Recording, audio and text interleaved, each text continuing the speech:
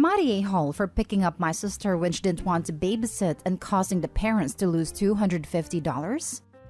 My female 20 younger sister, female 15, came to visit our city for a few weeks as part of her summer vacation. She split her time between my place and my aunt's, female 30, place. My aunt has 2 toddlers and is currently on maternity leave. While my sister was at my aunt's, she spent most of her time babysitting unpaid, while my aunt went out to see friends, get her nails done, dates with husband, etc. Every single day she was there. She was babysitting for between 4 to 8 hours a day. There was one day where my aunt was gone all day. She came home briefly and went back out again for the evening, leaving my sister with the kids literally all day. A few days ago, I asked my sister if she wanted to come to Dave & Buster's with me and some friends. She tells me she really wants to but can't because she's babysitting again. I told her that she's allowed to decline. She was a bit scared to say no, but yesterday she told my aunt that she can't babysit on Friday, today. My aunt says, "Too bad. They have a dinner reservation at an expensive restaurant and will lose the deposit, $250, if they don't show up." My sister told my aunt that she was exhausted from babysitting, but my aunt basically said, "Sorry, but she has to stay and watch the kids." My sister was disappointed, but didn't put up any more fight. At that point, I decided to intervene and told my aunt I'd be picking up my sister on Friday, and that's the end of it. She sent me a whole bunch of texts after that, but honestly, I didn't reply or even read them. I show up to pick up my sister and my aunt comes out to my car yelling at me. She says it's not my business what my sister does, and she's staying. I ignored my aunt and saw my sister at the door and yelled over to her to come get in the car. She did. My aunt couldn't believe that she was actually leaving and started yelling at my sister too. My sister looked scared, but I told her to just get in the car. We drove away. They couldn't find a replacement babysitter last minute and ended up missing the reservation and being charged for that cancellation. My mom is with me on this and said I did good for getting my sister out of the house. But another aunt heard about the story and she told me I shouldn't have picked up my sister after aunt number 1 said she already has dinner reservations. She also said that I shouldn't have intervened and should have let my sister learn to stand up for herself. So now I am questioning if I should have let my sister stay there and learn a lesson in standing up to people or if I did the right thing. Am I the a-hole for picking up my sister and leaving? Now for the top comments.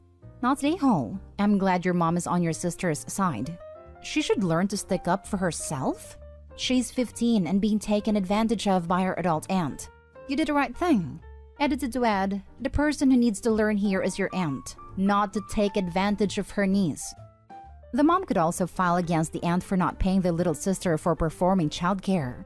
Do they realize that? Not the a-hole, and thank you for doing that. Your sister is not free babysitting and not at the whim of your aunt.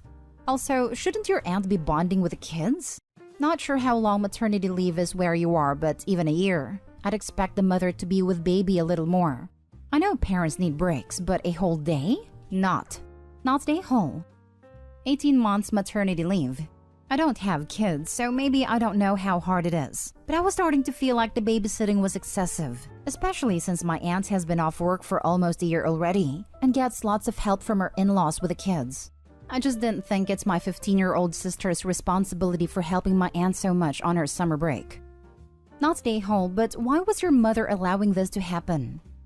Not the a-hole. Yes, of course your 15-year-old sister needs to learn how to stand up for herself. All 15-year-olds do. And you know how they learn that? By having an adult, like yourself, model how to set boundaries and not let them be taken advantage of. She needed you to do this, so next time she can do it herself. I'm glad your mom is on your side and your sister's side. You did good. You're a great big sister. Your aunt sucks and is cheap AF. If she can't afford a $250 deposit for a reservation, she can sure as heck afford to pay a babysitter. Next story is titled, Am I the a-hole for telling my mother-in-law why I'm filing for full custody? My 28 female ex-boyfriend Mark, 30 male, has a girlfriend Janet, 32 female. Janet isn't a very family-oriented person and hates kids, which is ironic because me and Mark have a daughter, Cora. Recently, a situation came up where Janet tried to punish Cora by locking her out the house. We all lived around forests, so anything could have happened to her. Cora called me and I ended up picking her up and calling Mark because Janet wasn't answering the door. I called Mark and told him what happened, and he told me to at least listen to Janet's side of the story. I told him I didn't care about her side because there's no behavior that could allow an adult to lock a 12-year-old out the house. It's honestly appalling to me. I ended finding out the full story and my mind still didn't change about how I felt. I talked to my daughter about how she would feel if I were to file for full custody, and she said she didn't care as long as she wasn't around Janet. I told Mark that I was filing for full, and he told his mom and she started texting me on Facebook super angry. Apparently, Mark and Janet told a different story than what actually happened and excluded the locking out the house part to make me and Cora look bad. So I ended up telling Mark's mom, and she apologized. And from what I was told, she told Mark that he was a horrible father and wouldn't talk to him if he decided to continue the relationship between him and Janet. Mark is now saying that I'm a bad person and a bad mom.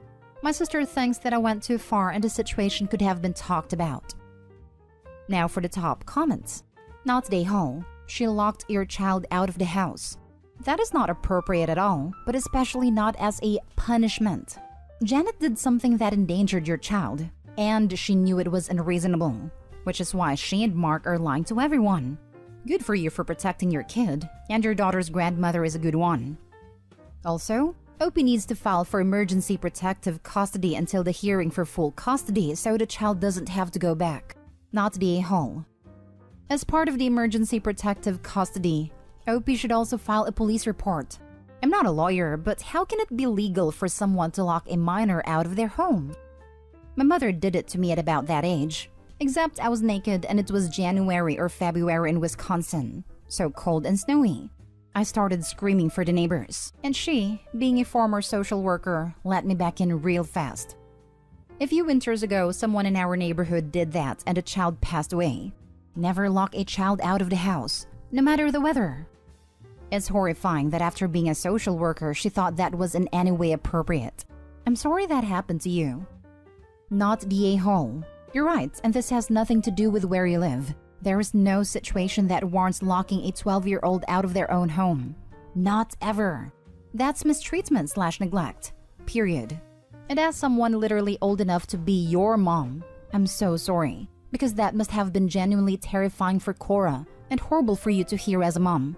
It's one thing not to get along with someone or to have reasonable parenting disagreements, but I cannot imagine how frightening it must be to find out that someone to whom you have entrusted the safety of your child has abused that responsibility so egregiously.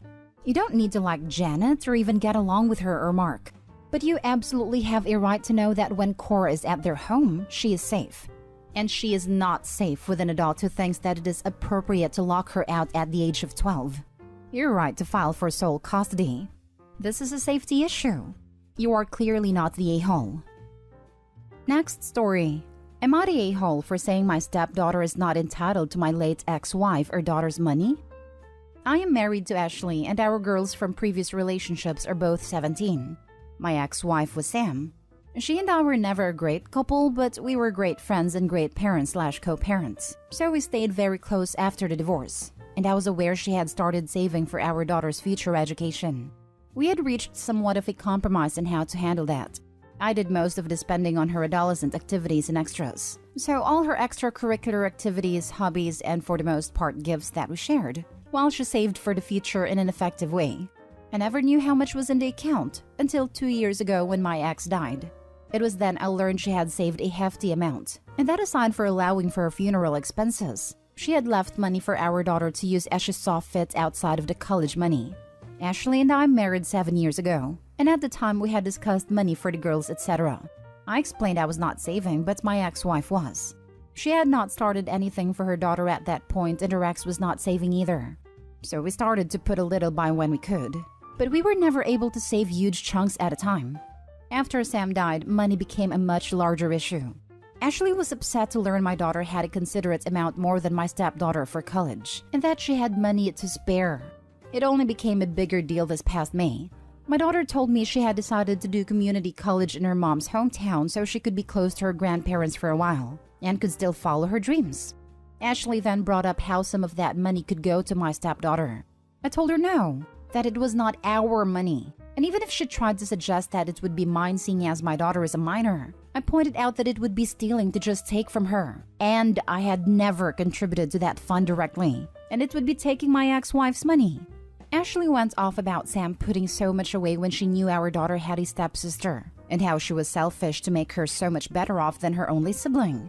I told her she needed to get over that, because Sam only had one child to think about, and it wasn't her job to think about my stepdaughter, or even any bio kids I could have had after our divorce. Ashley told me to think about my stepdaughter. I told her my stepdaughter is not entitled to my daughter's money or my ex-wife's money, whichever way she wanted to look at it. She asked how I could be so callous about her daughter's disadvantage. Am I the a-hole? Now for the top comments. Not the a-hole. Your ex-wife saved it for your daughter, not the stepdaughter, so she's not entitled to any of it. Those were my thoughts. Those are the facts. It's not even yours. It was saved by your ex-wife for her daughter. I think she would turn in her grave if you caved in and used some of it for your stepdaughter. Not the a-hole. Sam saved for her daughter. Her only daughter. Not for a stranger's kid who she had no responsibility for. Don't punish your daughter by taking away her college fund that her mother set up for her, just because your wife doesn't know how to make good financial decisions for her kid. I would never take from my daughter. I would also never expect Sam to have saved or given money for my stepdaughter. Mostly, I was just questioning my own handling of saying no and staying firm, whether I lack more care/compassion in this matter. You're definitely in the right. That money is for your daughter and your daughter only. You handled it well. Not the a-hole, but definitely explain to your daughter that it is her money left by her mother. It seems like she has a good idea of what she wants to do with it. Maybe talk to her about financial responsibility and all of that as well. I feel like your current wife might be the type to try and guilt your daughter into giving up some of the money or sharing. I don't believe my wife would go that far. I do believe this might not be over with her and me, but it will change our marriage incredibly if she continues to push for this. My daughter wouldn't share with her stepsister. Neither would my stepdaughter. The girls are not close and don't have a sisterly relationship. It's fine, but they are not each other's biggest fans. I also have the kind of relationship with my daughter where she would tell me if someone was pressuring her. Still, have the conversation so she's forewarned. Look at it this way. Did you expect your wife to pressure you as she has over all of this? Now for the last story. Am I the a-hole for taking my daughter and son away for the weekend without my stepkids? I have 4 children. 2 bio children who are 17 and 15 and 2 stepchildren who are 12 and 11. I was a widower when I met my current wife 7 years ago. My first wife had passed 3 years before meeting my current wife, and she was a single mom whose ex was not in the kids' lives at all. So they came to see me as dad, and I love them.